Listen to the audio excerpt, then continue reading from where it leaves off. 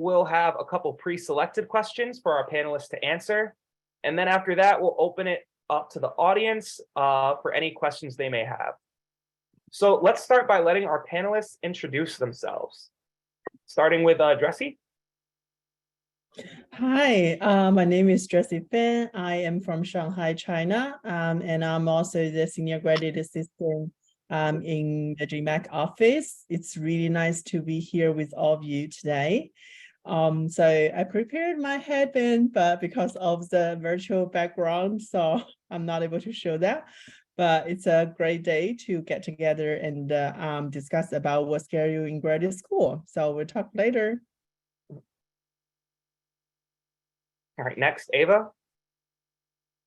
Hi, everyone. My name is Ava. I'm in the School of Professional Studies. I'm a master's candidate in global affairs, and I study peace building. And I guess today I'm going by Tinkerbell, so happy Halloween. All right, and Alessandra. Hi, everyone. My name is Alessandra, and my pronouns are she, her. I'm a second-year student at XC, which is the Program for Experimental Humanities and Social Engagement, and I'm doing a master's degree in interdisciplinary studies. And I'm also a graduate student employee at OGS, which is the Office of Global Services. Thank you. And last but not least, Carlota. Hi, everyone. I'm Carlota. I'm a graduate student, first semester graduate student for the Project Management Masters at SPS. And I also work at the School of Student Success, where we help students find resources and guide them through their time at NYU. All right, yep, sounds good. So now that we had all of our panelists introduced, we'll start with a question. This first one will be for all of you, and we'll go in the same order that we just all introduced ourselves. And so the question is going to be, what scared you most about graduate school, and how did you confront it? So Dressy? Okay, so yeah, I guess so.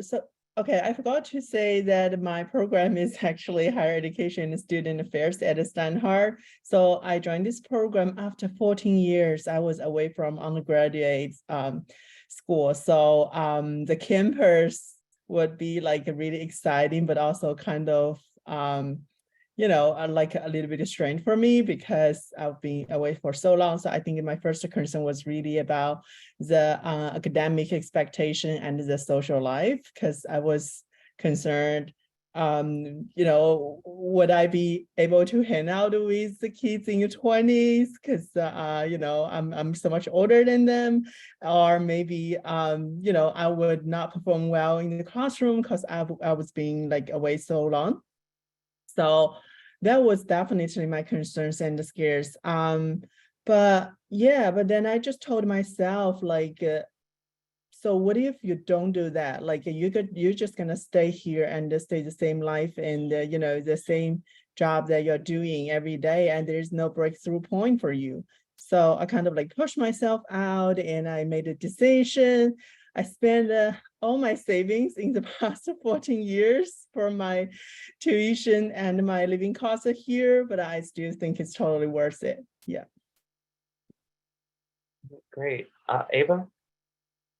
Yeah, so I think what scared me the most was moving away from home. I'm from Michigan, so moving to New York City right out of pandemic, and also, as Owen mentioned, right out of undergrad, was pretty scary for me. I was used to like a really small college town with a campus where all of my friends and I lived in the same house.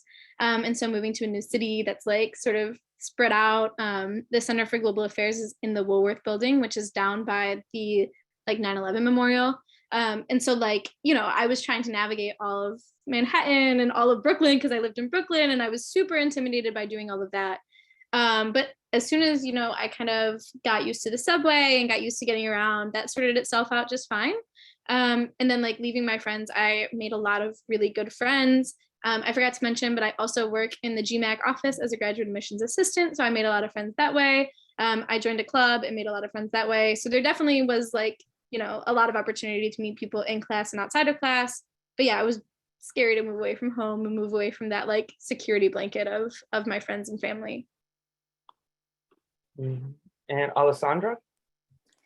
I think for me it was a bit intimidating to go to school in another country. I'm from Italy, and the academic system in Italy is very different than the one in the United States. And it's not that you don't speak English, but it's just like the pressure of doing everything in another language. At first it felt a little bit scary, but then I told myself, I really want to do this. I think NYU is a good fit for me, and I'm a good fit for them. And so my advice is just do it scared. Just do it and see how it goes when you're there. Seems like it's going well. So that's great. And Carlota? Yeah, so I guess what scared me is really knowing if I was ready, especially the months leading up to grad school. I was questioning if I was really ready to go. I did my undergrad in LA, and then I worked for a year and a half. And my program, it's project management. It's a little business focused, and it's actually really cool because I feel like if you get into the program, you're ready. That's how I ended up convincing myself. Like if NYU decides you're ready for it, you are. And my classes, there's people that are like 40 years old, but there's also right out of school or like mid-20s. There's people from literally every single walk of life. And everyone's ready in their own level. Like we all live different experiences that led us to be in this program together. So yeah, if you get in and you really believe in your program, you're ready to start and face the graduate school journey. Yeah, great answers. Love that. And so, okay, so now I'm gonna direct some questions specifically to some of the panelists. And I'll start with a question for you, Ava. So my question is, what did you think would be the biggest difference between grad school and undergrad? And then what turned out to be the biggest difference? Yeah, so I think that there were kind of two things that I thought would be the biggest difference. For instance, and for starters, I really thought that I was going to have like a huge workload where I was going to be reading like 1,000 pages a week. My sister she was in law school. She just graduated. And, you know, every night she was reading like out of textbooks that were like 6 or 7 inches thick, like classic law school. Sorry if any of you are going to law, that might be more a little bit up your alley. But for me, my program, it wasn't like reading law books. I actually got to read things that were super interesting to me. And so like, even if I did have to read, you know, 100 pages a week, it was things that I was really interested in. But I did think, you know, and I was a bit scared coming out of undergrad where everyone's like, oh, just you wait, grad school is going to get so much harder. I think they say that every year, like when you're in high school, they're like, oh, you know, college is going to be so hard, but then they said about grad school, and it just, you know, you're kind of used to, I think, the workload when you come in from undergrad and go to grad school. And I also thought that the professors were going to be like super intimidating and super scary. I thought that they weren't going to want to like chat with just another student at NYU, but my professors in the program were actually more than willing to talk to me before I even got admitted and got accepted. So that's such a myth that was just fully blown out of the water, because the professors are absolutely amazing at NYU. And then I think that the biggest difference that actually existed to me was like that grad school is actually an opportunity to be more independent, and that classes are built for like someone who does a full-time job, which I didn't like at first, having class from like 6:30 to 9.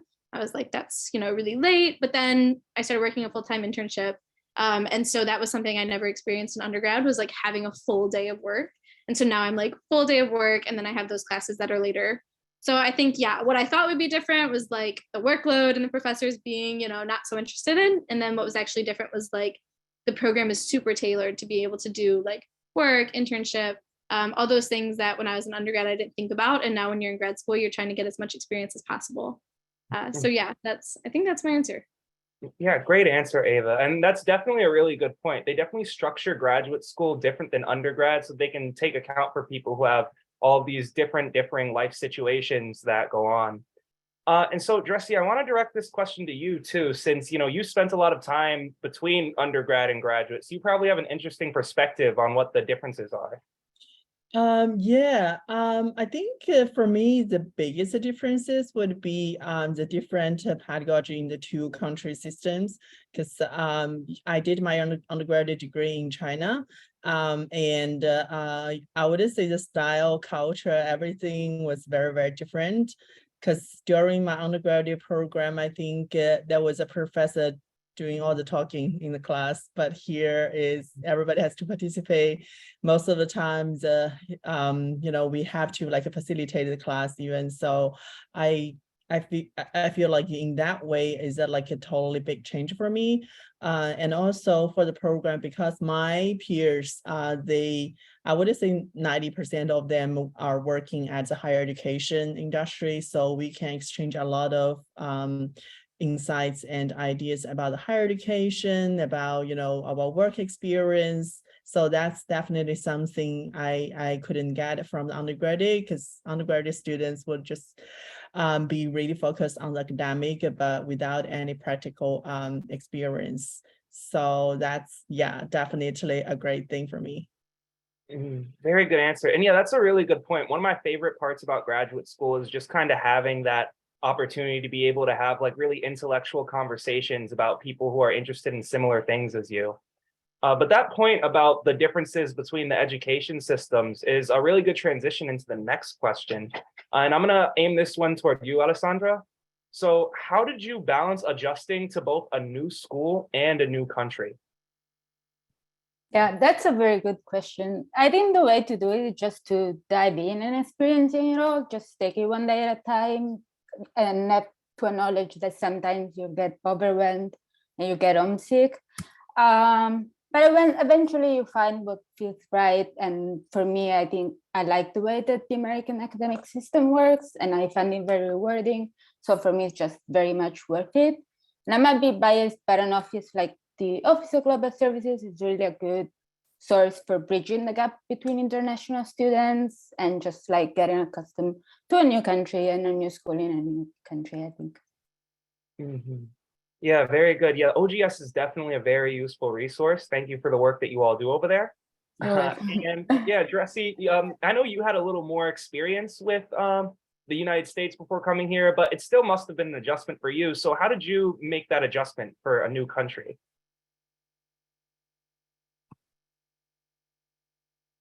You're muted, Dressy. Sorry. Yeah, I think it's a good question. I think for all the international students, this is the biggest barrier for the study abroad or like a study overseas. Because I actually did this presentation last semester and talking about for all different groups of international students, like the barriers and challenges like they're facing when they move here, and they all have very different challenges and barriers. So I guess the adjusting, first of all, is you have to expect the challenges, because you're here for challenges, you're here for change. So do not hold yourself in your comfy zone, and definitely open up and ask for help. So on the campus, we have so many different offices and departments that are helping the international students. For instance, like OGS, the Wasserman Center. They are very nice and friendly staff. So ask for help and don't be shy. And also, it is okay to get scared, and it is okay to be vulnerable. But the only thing I would not suggest is you just close yourself in your small space and kind of like blaming yourself, or trying to figure out by yourself. I think this is a very difficult part. Yeah, definitely true. It's always good to have that community around you. It takes a village, not just to raise a child, but also to be successful in graduate school. And so, yeah, as we move on to the next question, I want to ask, how did you manage your time in graduate school? And Ava, I think I'll direct this one to you first. Yeah, okay, thanks, Owen. So I think, time management is something that everybody tries to be good at, and then we all fail a little bit, and then we have to rework what we think we're good at.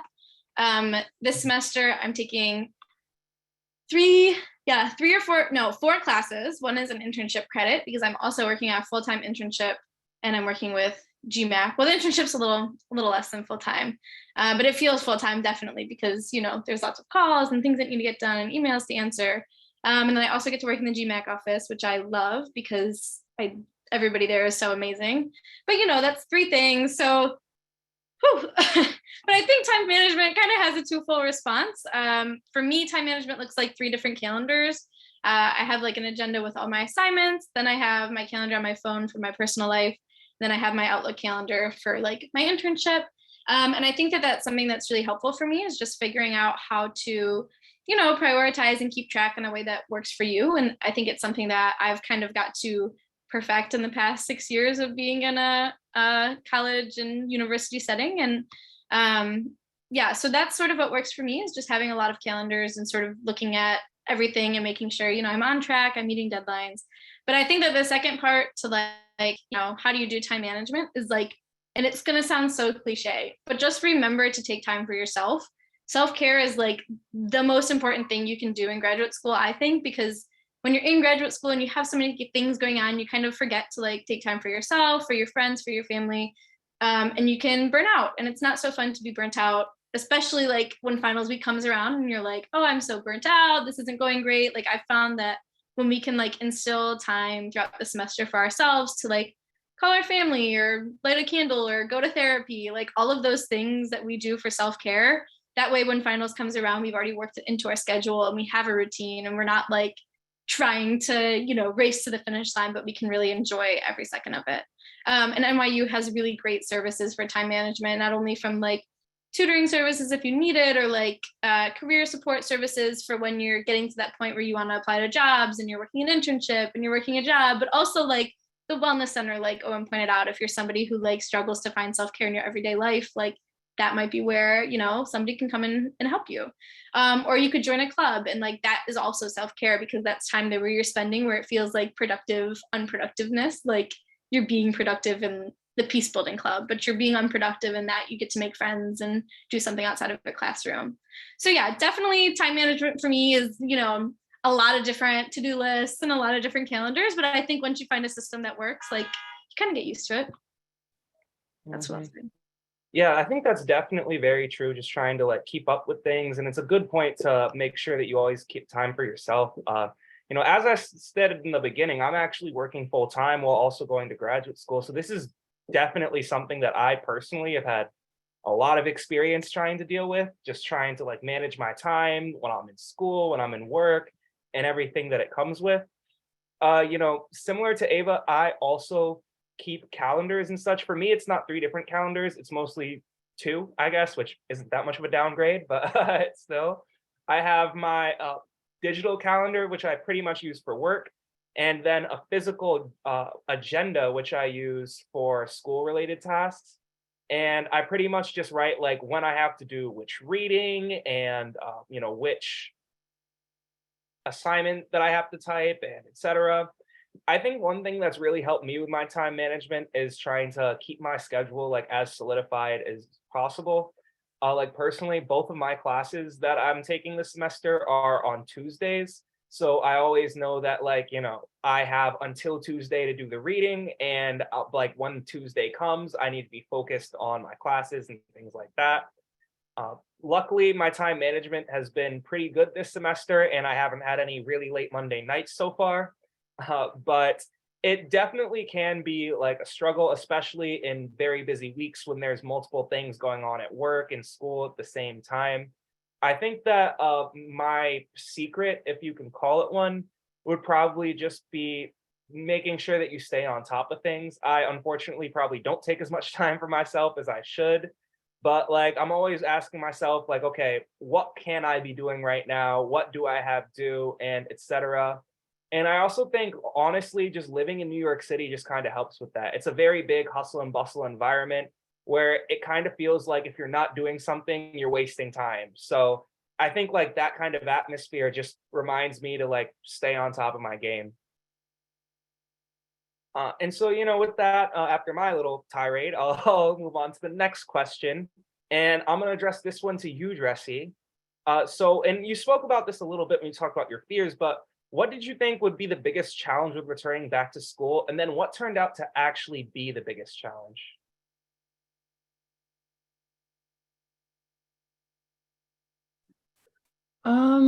Okay, so I think for my own, the biggest challenge is, as I said, it's the years I've been away from the campus. So that's definitely the biggest challenge. So I was wondering if I would be able to, kind of fit in this academic environment.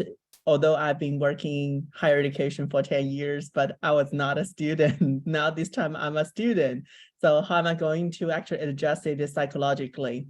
This is a very big challenge for me.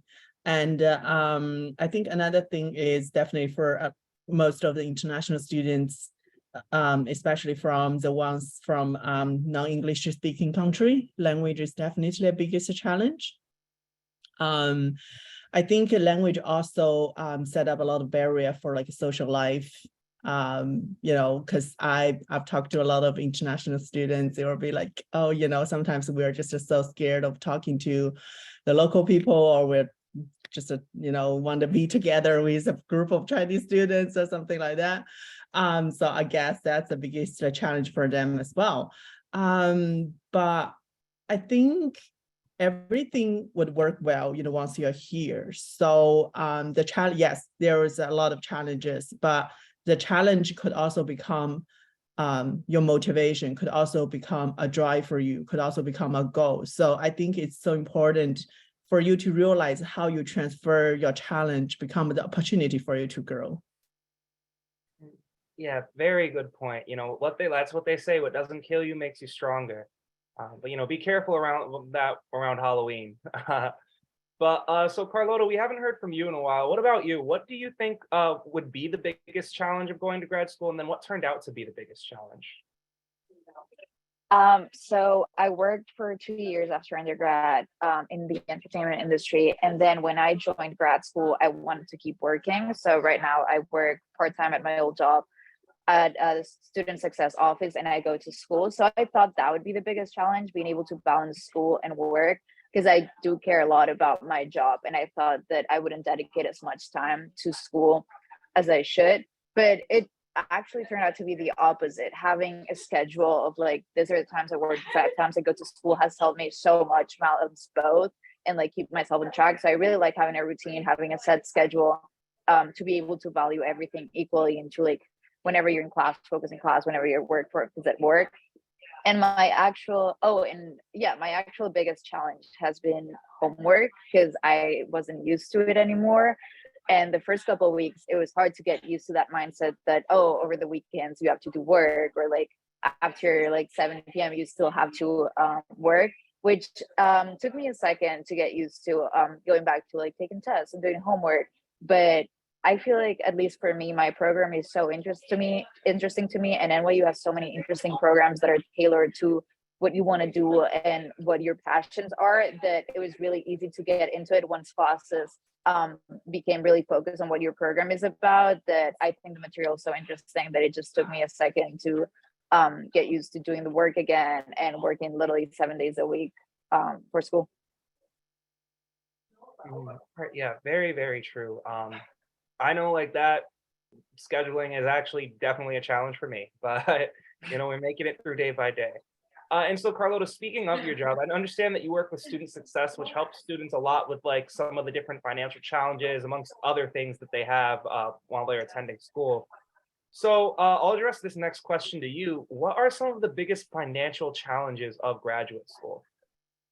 Yes, so I'll answer that, but I just want to say that the Office of Student Success can help you guys with anything. Once you get into NYU, we help with helping you with resources, whether it's academic or financial. So it's a really good resource in general to have on campus.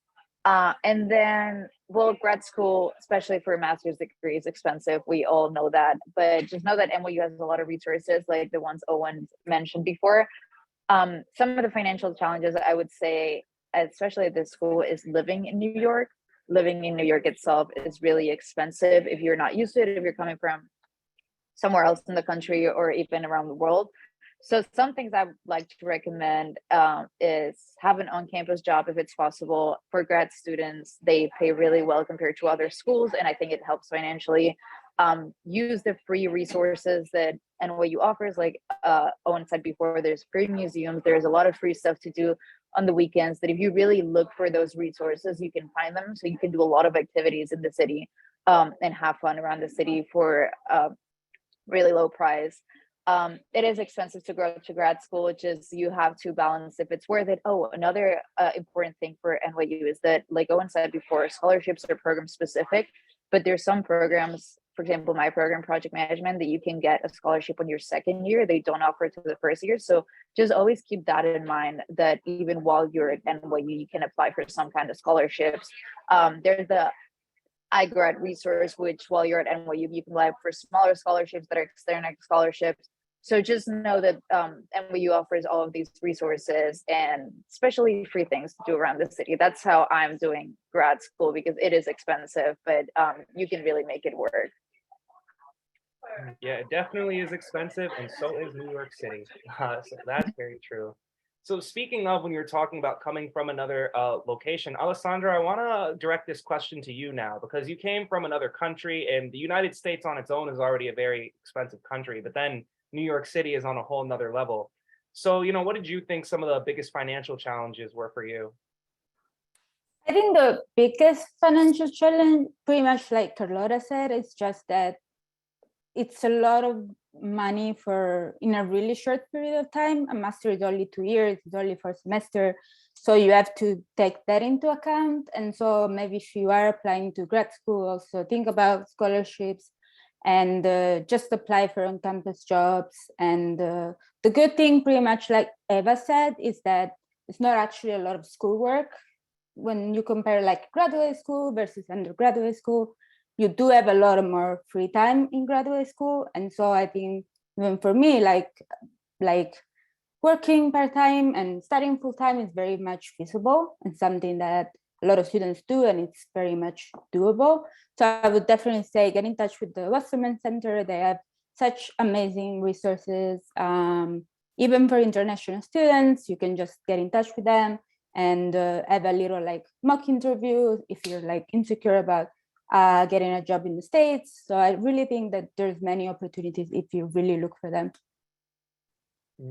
Very great answer. And there definitely is a lot of opportunities, which is another reason to look at our colleagues over at the Wasserman Center. And so at this time, I want to transition to some Q&A from the audience. If you all look inside of the Zoom controls, there should be a place for Q&A. And so if any of you have any questions that haven't been answered that you want to have us address, just type them in there and we'll answer them live. And while you all go about filling those in, I'm going to ask a question to everybody in here. And that will be, how did you go about finding friends in graduate school? And we'll go in the same order that we started with. So starting with you, Jessie. Sure. Okay, to be honestly, I spend more time at grad school with my colleagues than my peers because I work 20 hours per week, in the office, but I only meet my peers like 3 times a week, and every time it's just like an hour and a half. So I met a lot of awesome colleagues, including all of you here today. I really appreciate that because I feel like my colleagues were really genuine people. And also they taught me a lot of amazing things. And also it's a great opportunity for me to learn the culture here. So that's definitely a great topic to start a conversation. You talk about different cultures, as well as, as I know you, Owen, the first conversation we had, it was about Shanghai because you were in Shanghai for a couple of months and studied there. So that was all the topics that we can talk about. And then we can, talk about also the professions and talk about, the higher ed. These are like so many different conversations we can make. And I think also it's a great opportunity for you to like hang out with friends for like a dinner, coffee, you sometimes a drink, and just to hang around and get to know the city a little bit. Mm-hmm. Yeah, definitely true. And just wanted to decide and say that was like definitely our first conversation. And Shanghai is my favorite city in the entire world. And I got to thank NYU for giving me the opportunity to find that out. So next, Ava. Yeah, so I think one of the best ways that I found friends coming to NYU is by joining a club.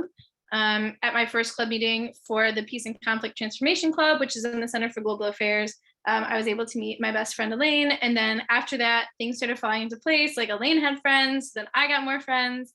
And after every class, we would usually like go out and get dinner or drinks or whatever, like everybody in the class would go out because classes are a little bit smaller, so it's a lot easier to make friends. And now this semester, every like Tuesday night, my friends Millen and Elaine, we all make dinner together. And so, because it's expensive eating out in the city, so we try to make ways of like making dinner and to do fun things. So, and I think that kind of goes back to that self-care of like taking a night off every week and like prioritizing your friends, because like you can find friends pretty easy. I think everybody's more than willing to like be friends and hang out after class, but like keeping friends, like that requires, of course, a little bit more effort. And there's definitely ways to do it where you can sort of take time for yourself and take time for your friends. So I think, yeah, join a club, get involved, get a campus job. Those are all the best ways to kind of make friends. Every other way you've made friends of like reaching out on Zoom or just like going up and starting a conversation, that's like all the way to do it here. So that's what I would say. Yeah, very good answer. Alessandra? Yeah, I think finding friends is definitely a work in progress. And I think like a place like NYU, but in general, most graduate programs, like Ava said, they're smaller.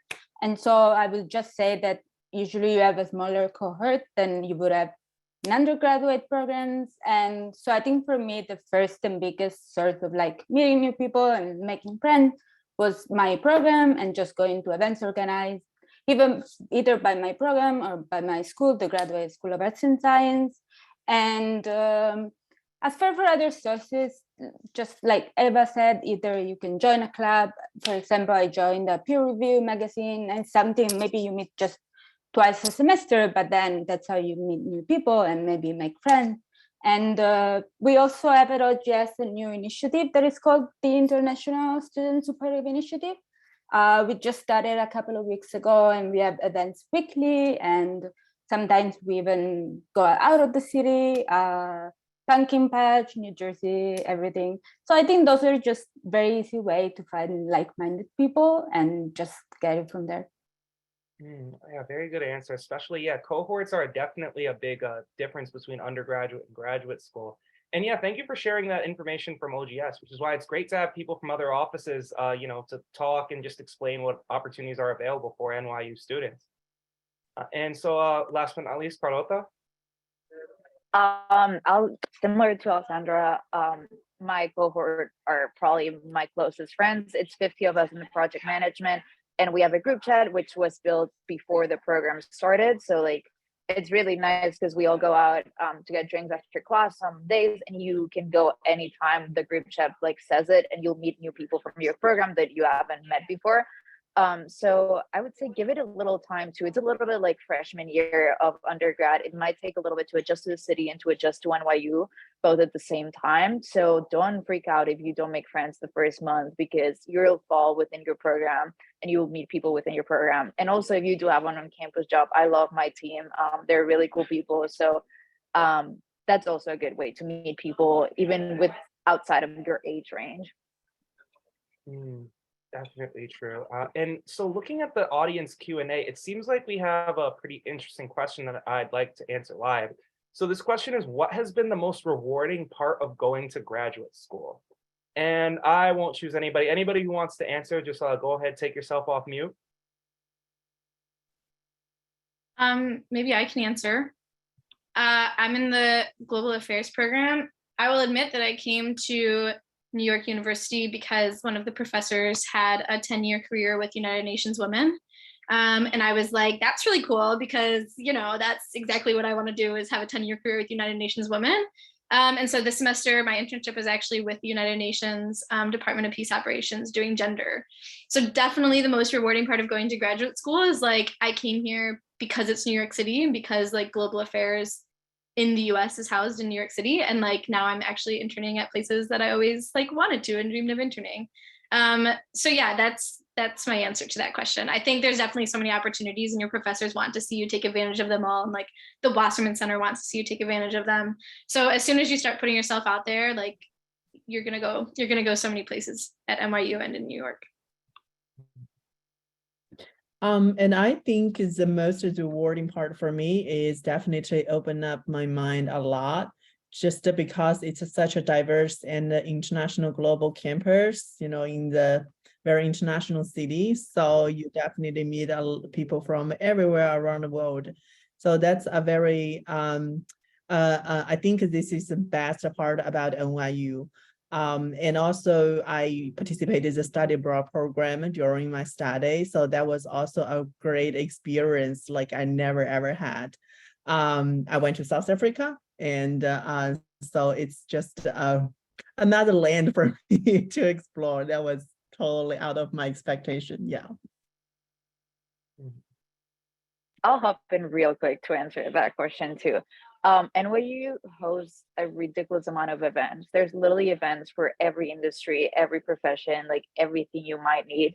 And I think we're so lucky to have that. My undergrad was a really small school that could not host this kind of events.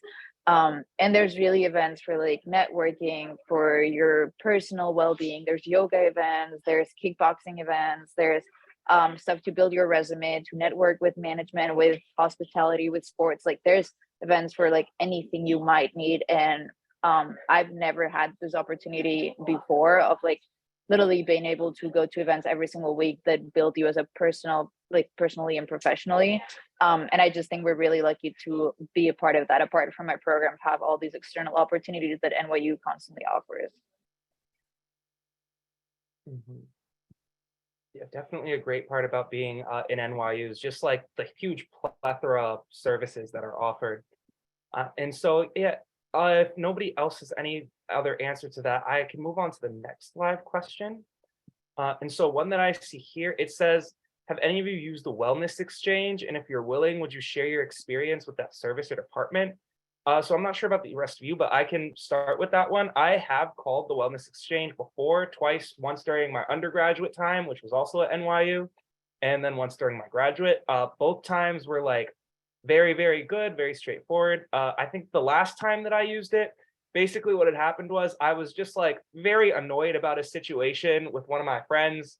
And you know how sometimes when it's like you're annoyed at one of your friends, you can't complain about it to another friend because then they're going to go off and tell that friend, and then that's going to start a bunch of drama.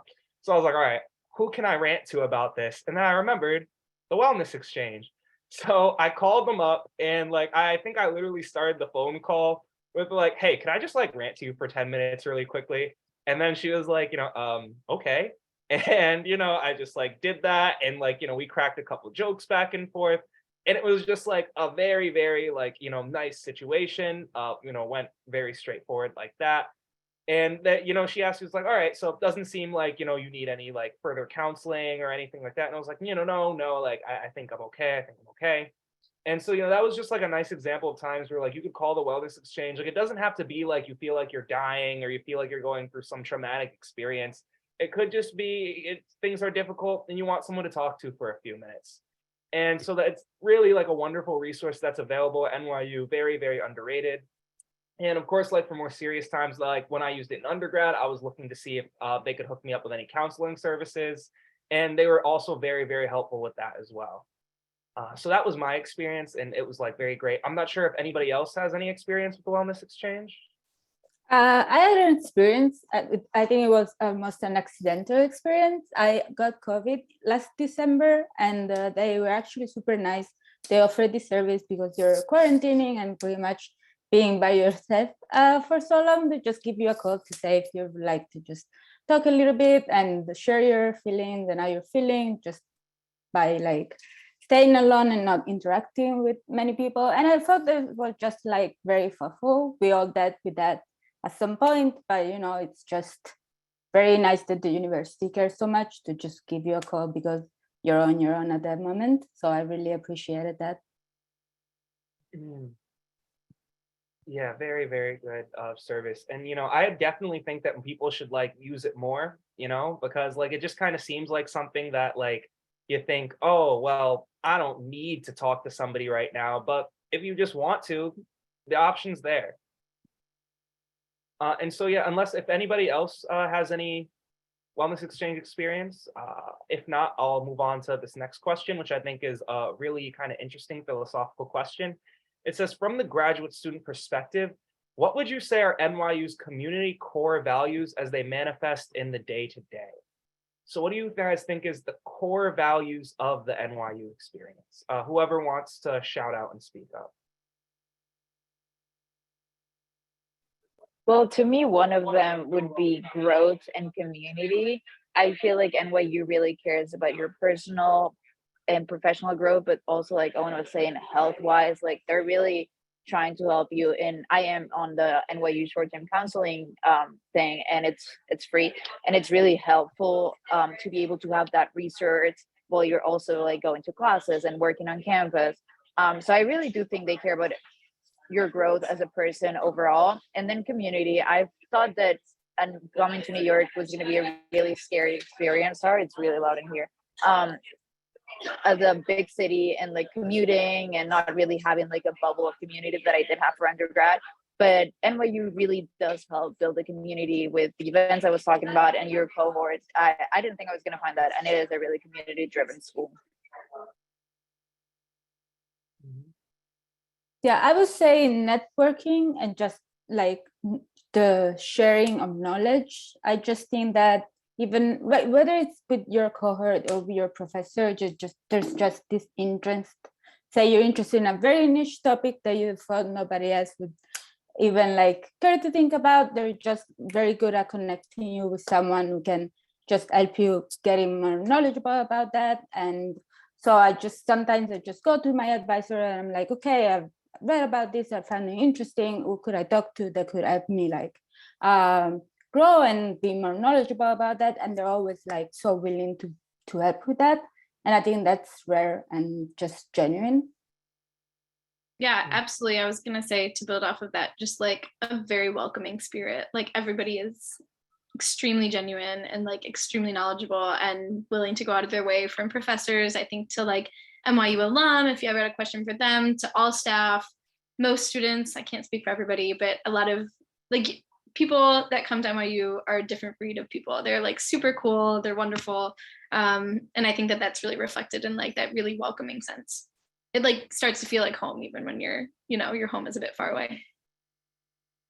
And I want to add on Ava's comment. I think people here are like, I mean, this campus is for people who has a spirit of taking adventures and also being creative. So that's definitely also reflect our culture and the day-to-day life. And I think the entire university would encourage students to have the initiative and creativity. For instance, we have like the Leslie E-Lab that increase our entrepreneurship, and also we have a lot of fundings and the grants that support our students to be a leader for the community. Definitely true. And I also want to comment on this a little bit. I think for me, the value that I think comes out the most, or speaks to me the most about it, is internationalism. Because NYU graduate schools are actually about 40% international students, if I remember correctly, which is like huge, but a very large, very global community.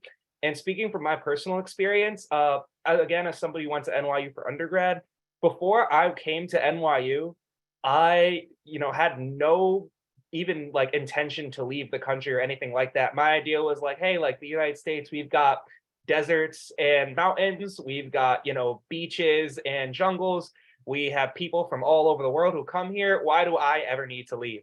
And now I speak multiple languages, I've been around the world, and I'm going to Gallatin for global analysis and data science. And like before I came to NYU, I didn't even have a passport.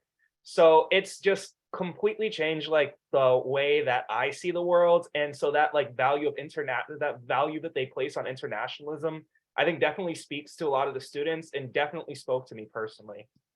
And so as we're coming to wrap up on time here, sorry, 1 second. I want to end on just one more question. So what critical feedback do you have for the NYU graduate experience? And I guess if you can try to phrase it in a positive way, to be like this is one thing about the NYU experience I think could be better, but et cetera, et cetera. Whoever wants to start. I can start. I wouldn't say it's like a critical thing. I just feel because NYU is such a large organization, so there are a lot of time you need to collect information from different places. So this is a fact, and this is the nature, of the organization. So I feel like you need to be really proactive to follow up, all the information. And even for like students association and organizations, we have like so many. So you really have to be proactive if you really want to do something. And most of the time you'll get an answer very quickly. And the staff like is so helpful and very friendly. If they don't know the answer, they will always connect you with someone else who might know the answer. So this is probably, I mean, compared to some institution in a much smaller size, this would probably, be something that you need to work on. But otherwise, I just think, you can find whatever you want here.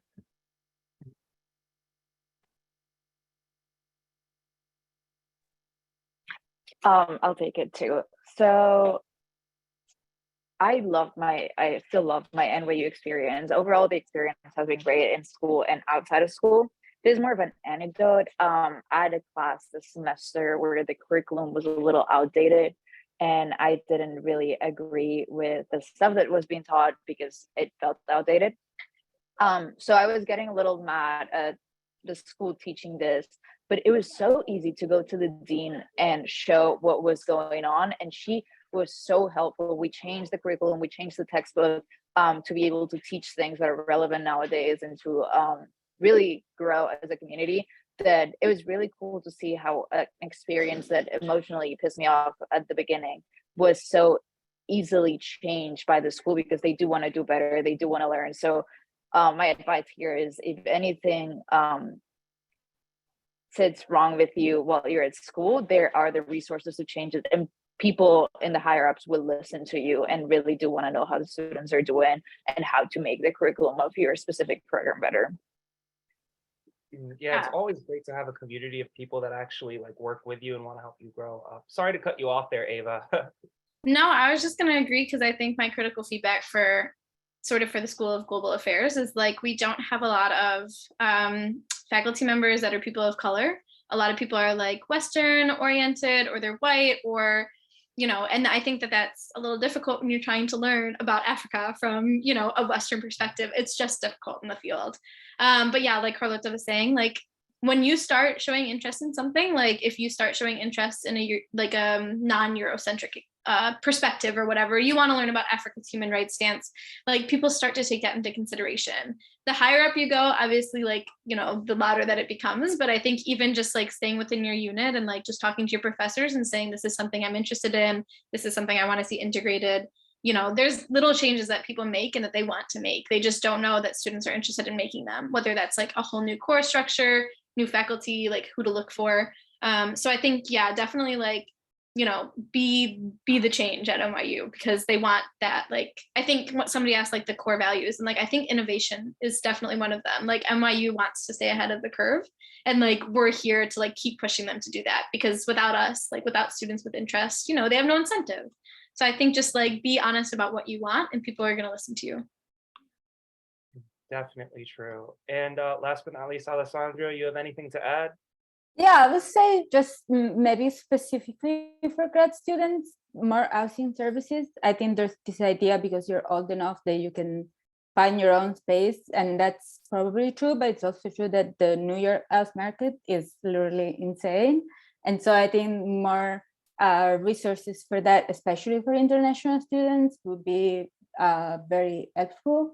Sometimes I joke with my friends that it was easier to get into NYU than finding a place to live in New York City. So sometimes I think that's something that maybe the school could help with. Right. Yeah, great. Definitely true. Very good answers. All right. And so that's all that we have for the panel today. Now we're running low on time. I want to just give a quick moment to thank all the panelists for their wonderful, wonderful answers. Like, it was just amazing, super well thought out, very articulate. Honestly, like a lot better than I thought. So huge shout out to you all, especially to our colleagues from some of the other offices like OGS and Student Success. And thank you so much for sharing all of the different resources that are available in those different offices that, hopefully the attendees can go out and reach out to, and maybe even some of the people in our office. And so, yeah, I guess that's all that we have for you all. If you have any other questions, you can always send an email to our office or any of the other offices that are in the chat. And thank you all in the audience for your attendance at our first Halloween themed event. It was a great show. And yeah, I guess that's all I have to say. And so, yeah, feel free to leave the panel when you're ready. And just thank you all again for showing up.